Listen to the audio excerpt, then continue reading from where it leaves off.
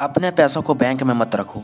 आप में से ज़्यादातर लोग पैसों को बैंक में रखते हैं, लेकिन इससे आपके पैसे बर्बाद हो रहे हैं। जो सबसे बड़ा झूठ बैंक हमसे बोलती कि बैंक में हमारे पैसे ग्रो होती है, लेकिन ये एक झूठ है। असल में बैंक में हमारे पैसे लगातार घट रहे हैं। अगर आप सेविंग अकाउंट में पैसे रखते हो तो यहाँ पर आपको 2 से 3% इंटरेस्ट मिलता है। वहीं महंगाई 7.5% की रेट से बढ़ रही है, मतलब हर साल आपके पैसे 4.5 से 5.5% की रेट से कम हो रहे हैं। अगर ऐसा ही चलता रहा तो आने वाले 10 सालों में आपकी पैसों की वैल्यू आधी हो जाएगी। सेविंग अकाउंट की तरह एफडी से भी सिर्फ आपको 5 से 6% इंटरेस्ट मिलता है। यहाँ पर भी आपको 1.5 से 2.5% का लॉस हो रहा है।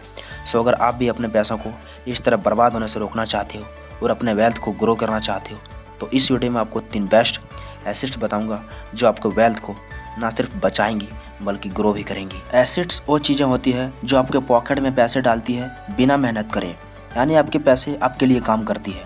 इसमें सिर्फ एक बार मेहनत लगती है। तो चलिए देखते हैं। अगर आप इस चैनल पर पहली बार आए तो चैनल को जरूर सब्सक्राइब कर लीजिए, क्योंकि हम यहाँ पर बिजनेस और मनी से रिलेटेड बात करते हैं। Number 1, real estate. Real estate में जितने लोगों को करोड़पति बनाया है उतना किसी और चीज़ ने नहीं बनाया होगा। ऐसा कहा जाता है कि 90% करोड़पति रियल इस्टेट से ही आते हैं। रियल इस्टेट एक ऐसा इन्वेस्टमेंट है जो हमेशा बढ़ने वाले हैं, क्योंकि पॉपुलेशन लगातार बढ़ रहे हैं। ऐसे में लोगों को रहने के लिए और जगह की ज़रूरत होगी।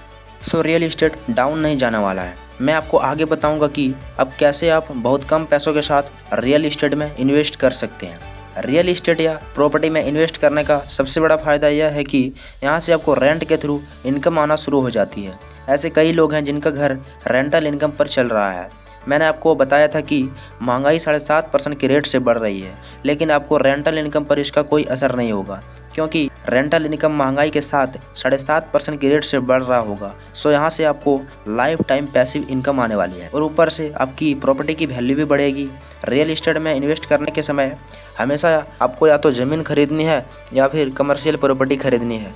रेजिडेंशियल प्रॉपर्टी जैसे फ्लैट्स या घर नहीं खरीदनी है, क्योंकि इनका रेट हमेशा कमर्शियल प्रॉपर्टी जैसे दुकान या ऑफिस से कम होता है। कमर्शियल प्रॉपर्टी में आपको 3 गुना ज़्यादा रिटर्न मिलता है compare to residential property, plus किराया भी रेजिडेंटल प्रॉपर्टी से डबल ट्रिपल होता है।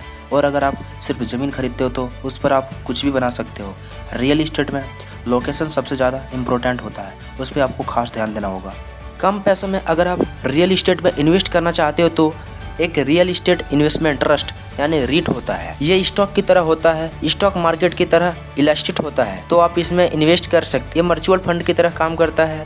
ये ट्रस्ट है। रियल इस्टेट में इन्वेस्ट करेंगे तो यहाँ से आपको डिविडेंड के फॉर्म में रेंटल इनकम भी आना शुरू हो जाएगा।